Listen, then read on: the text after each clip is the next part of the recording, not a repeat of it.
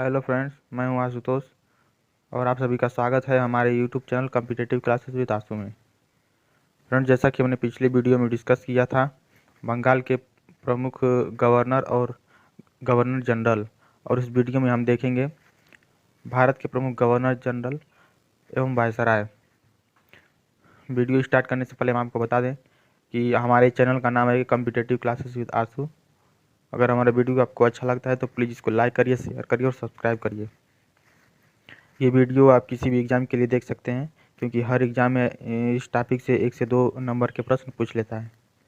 तो चलिए friends, video start करते हैं। फर्स्ट देखते हैं लॉर्ड विलियम बेंटिक। इसका कार्यकाल देखें तो ये 1828 से 1835 के बीच में भारत का गवर्नर जनरल रहा। इसके पहले ये 1803 में मद्रास का गवर्नर था, और उसके अलावा 1829 में बंगाल में और 1830 में मद्रास और बम्बई में सती प्रथा का अंत किया, और उसके अलावा 1830 में कर्नल स्लीमैन के द्वारा ठगी प्रथा का अंत किया और अंग्रेजी को शिक्षा का माध्यम बनाया, और उसके अलावा सरकारी सेवा में भेदभाव का अंत भी किया। और 1835 का चार्टर एक्ट इसी के समय में आया, और इसे भारत का प्रथम गवर्नर जनरल भी कहा जाता है। आगे चलते हैं। आगे है चार्ल्स मेटकाफ। इसको देखें तो इसका कार्यकाल था 1835 से 1836। इसको समाचार पत्रों का मुक्तिदाता भी कहा जाता है। अगला है लॉर्ड ऑकलैंड। लॉर्ड ऑकलैंड को देखें तो जीटी रोड, जो कि ग्रैंड ट्रंक रोड थी दिल्ली से कलकत्ता, उसकी मरम्मत करवाई। और उसके अगला देखते हैं लॉर्ड एलन बरो। 1842 से 1844 के बीच में इसका कार्यकाल रहा। इसके समय में सिंध का विलय हुआ भारत में, और दास प्रथा का अंत भी किया। अगला देखते हैं लॉर्ड हार्डिंग। लॉर्ड हार्डिंग को देखते हैं तो 1844 से 1848 के बीच में इसका कार्यकाल रहा। इसने नर बलि प्रथा पर प्रतिबंध लगाया। अगला देखते हैं। अगला है लॉर्ड डलहौजी। इसका कार्यकाल रहा 1848 से 56 के बीच में। इसने व्यक्तिगत नीति अपनाई, जिसको हड़प नीति भी कहा जाता है। इसने सबसे पहले सतारा को अपने कब्जे में लिया 1848 में। उसके बाद से जैतपुर, संबलपुर को 1849 में, उदयपुर को 1852 में, झांसी को 1853 में, नागपुर को 1854 में, और अवध को 1856 में। और उसके अलावा तोपखाना मेरठ में निर्माण करवाया, और सेना का मुख्य कार्यालय शिमला में स्थापित किया। और इसके अलावा 1853 में रेल का प्रारंभ मुंबई से थाने के बीच में इसी के समय हुआ, और 1854 में डाक टिकट का प्रचलन भी इसी के कार्यकाल में हुआ। और इसके अलावा कलकत्ता से आगरा प्रथम विद्युत तार सेवा प्रारंभ हुई इसके कार्यकाल में। और 1854 में चार्ल्स वुड का डिस्पैच भी आया, जो कि विश्वविद्यालय से संबंधित था।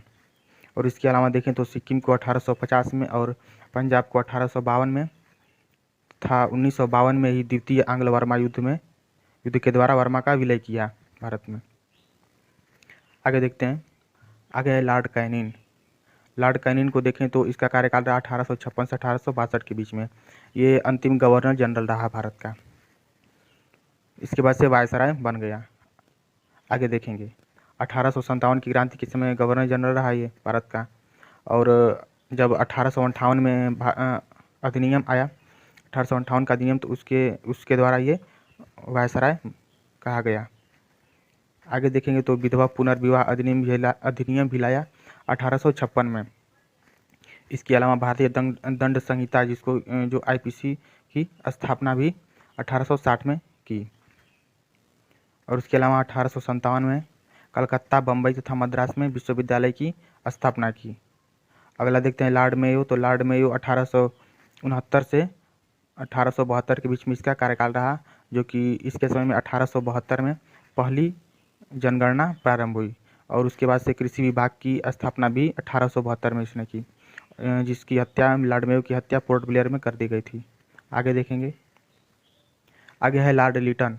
लॉर्ड लिटन को देखते हैं तो 1876 से 1880 के बीच में इसका कार्यकाल रहा। इसने 1878 में प्रथम अकाल आयोग की स्थापना भी की, जिसमें सर रिचर्ड स्ट्रेची को नियुक्त किया। और अगला देखते हैं तो वर्नाकुलर प्रेस एक्ट 1878 के द्वारा भारतीय समाचार पत्रों पर प्रतिबंध लगा दिया। और उसके अलावा देखेंगे तो भारतीय शस्त्र अधिनियम 1878 के द्वारा शस्त्र रखना अपराध बोला गया इसके कार्यकाल में। और अगला देखेंगे तो सिविल सेवा में परीक्षा की आयु 21 वर्ष से घटाकर 19 वर्ष कर दिया। और उसके अलावा देखें तो साहित्य जगत में लॉर्ड लिटन को ओवन मेरिडियथ के नाम से जाना जाता है। आगे देखेंगे, आगे है लॉर्ड रिपन। लॉर्ड रिपन को देखते हैं तो ये 1880 से 84 के बीच में इसका कार्यकाल रहा। फ्लोरेंस नाइटिंगेल ने लॉर्ड रिपन को भारत का उद्धारक कहा है। और अगला देखें तो इसे स्थानीय स्वशासन का जनक भी माना जाता है। और उसके अलावा 1881 से प्रथम नियमित जनगणना इसी के कार्यकाल से प्रारंभ हुई। और उसके अलावा 1881 में देखें तो प्रथम कारखाना अधिनियम इसी के कार्यकाल में प्रारंभ हुआ। और 1882 में हंटर कमीशन प्राथमिक शिक्षा हेतु जो कि आया था, इसी के कार्यकाल में आया था। और 1882 में वर्नाकुलर प्रेस एक्ट समाप्त कर दिया गया था। और इल्बर्ट बिल विवाद जो कि 1884 में आया था, जिसके कारण इसने इस्तीफा दे दिया था। आगे देखते हैं, आगे है लॉर्ड कर्जन। लॉर्ड कर्जन को देखते हैं तो ये 1899 से 1905 के बीच में इसका कार्यकाल रहा। यह सबसे अलोकप्रिय वायसराय था। इसने 1905 में बंगाल का विभाजन किया। और उसके अलावा 1902 में थॉमस रैले की अध्यक्षता में विश्वविद्यालय आयोग की स्थापना भी किया। और उसके अलावा 1904 में भारतीय विश्वविद्यालय अधिनियम पारित किया। अगला देखेंगे, अगला है लॉर्ड मिंटो। लॉर्ड मिंटो था 1905 से 1910 के बीच में इसका कार्यकाल रहा। इसके समय में देखें तो 1906 में मुस्लिम लीग की स्थापना हुई। और 1907 में कांग्रेस का विभाजन हुआ। और उसके अलावा 1909 में मार्ले मिंटो सुधार अधिनियम के तहत मुस्लिमों के लिए पृथक निर्वाचन मंडल बनाया गया। और उसके अलावा देखें तो एसपी सिन्हा जो कि एक भारतीय थे, इनकी नियुक्ति गवर्नर जनरल की काउंसिल में हुई थी। अगला देखेंगे, अगला है लॉर्ड हार्डिंग। लॉर्ड हार्डिंग को देखेंगे, लॉर्ड हार्डिंग द्वितीय है ये।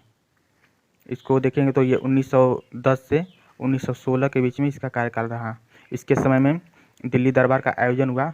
और 1911 में बंगाल विभाजन रद्द कर दिया गया। और 1912 में दिल्ली को राजधानी बनाया गया। और उसके अलावा 1916 में बीएचयू की स्थापना भी इसी के कार्यकाल में हुई थी। अगला देखेंगे तो लॉर्ड चेम्सफोर्ड। चेम्सफोर्ड 1916 से 1921 के बीच में कार्यकाल रहा इसका। इसमें देखें तो इनके समय में देखें तो होम रूल आंदोलन जो कि 1916 में चला था, इन्हीं के कार्यकाल में चला। और इसके अलावा रोलेट एक्ट जो कि 1919 में आया था, इन्हीं का कार्यकाल रहा। और 1919 में जलियांवाला बाग हत्याकांड भी इन्हीं के कार्यकाल में हुआ। और इसके अलावा 1919 में खिलाफत आंदोलन भी इन्हीं कार्यकाल में चला। और असहयोग आंदोलन जो कि 1920 में था, इन्हीं के कार्यकाल में था। और आगे देखें तो अगला है लॉर्ड इरविन। इनको देखें तो ये 1927 से 1931 के बीच में भारत के वायसराय थे। इनको देखें तो 1928 में साइमन कमीशन इन्हीं के कार्यकाल में आया। और उसके अलावा 1929 में नेहरू रिपोर्ट भी पेश किया गया। और 5 मार्च 1930 को गांधी और इरविन के बीच में समझौता हुआ भी हुआ। और उसके अलावा 1930 और 1931 और 1932 में जो कि 3 गोलमेज सम्मेलन हुए थे, जिसमें से 2 गोलमेज सम्मेलन इन्हीं के कार्यकाल में हुए। और अगला देखेंगे लॉर्ड लिनलिथगो। लॉर्ड लिनलिथगो को देखें तो ये 1936 से 1943 के बीच में भारत के वायसराय रहे, जिसमें से कि 1939 से 45 के बीच में जो कि द्वितीय विश्व युद्ध हुआ था, इन्हीं के कार्यकाल में हुआ। और कांग्रेस मंत्रिमंडल द्वारा त्यागपत्र जो कि 1936 में दिया गया, ये वायसराय रहे। और इसके अलावा 22 दिसंबर 1939 में मुस्लिम लीग ने मुक्ति दिवस मनाया। और 1940 में अगस्त प्रस्ताव जब आया था तो ये वायसराय रहे। और इसके अलावा 1942 में भारत छोड़ो आंदोलन भी इन्हीं के कार्यकाल में हुआ। और उससे अगला 1940 में ब्रिटेन में चर्चिल प्रधानमंत्री रहे। उस समय वायसराय लॉर्ड लिनलिथगो थे भारत के। अगला देखेंगे, अगला है लॉर्ड वेवेल। लॉर्ड वेवेल को देखेंगे तो ये 1943 से 1947 के बीच में लॉर्ड वेवेल वायसराय रहे। और इनके समय में देखें तो 1946 में मुंबई में नौसैनिक विद्रोह हुआ था। और उसके अलावा 16 अगस्त 1949 को मुस्लिम लीग ने सीधी कार्यवाही दिवस मनाया था। और उससे अगला देखें तो संविधान सभा का गठन भी इन्हीं के कार्यकाल में हुआ था, जो कि कैबिनेट मिशन 9 दिसंबर 1946 के तहत हुआ था। और उसके अगला देखें तो लॉर्ड माउंटबेटन, इनका कार्यकाल देखें तो ये 1947 से 1948 के बीच में था। ये अंतिम वायसराय रहे। और उसके अलावा स्वतंत्र भारत के प्रथम गवर्नर जनरल भी रहे ये। और उससे अगला देखते हैं तो स्वतंत्र भारत के प्रथम गवर्नर जनरल राजगोपालाचारी थे, जो कि 1948 से 1950 के बीच में थे। और इसके साथ ही ये अंतिम गवर्नर जनरल भी रहे भारत के। और उसके अलावा देखें तो 26 जनवरी 1950 को गवर्नर जनरल का पद समाप्त करके राष्ट्रपति का पद शुरू हो गया था। अगला देखते हैं। तो चलिए फ्रेंड्स, आज के लिए इतना ही, मिलते हैं नेक्स्ट वीडियो में। तब तक के लिए अगर हमारा वीडियो आपको अच्छा लगा है तो प्लीज़ इसको लाइक करिए, शेयर करिए और हमारे चैनल को सब्सक्राइब करिए। चलिए फ्रेंड्स, थैंक यू।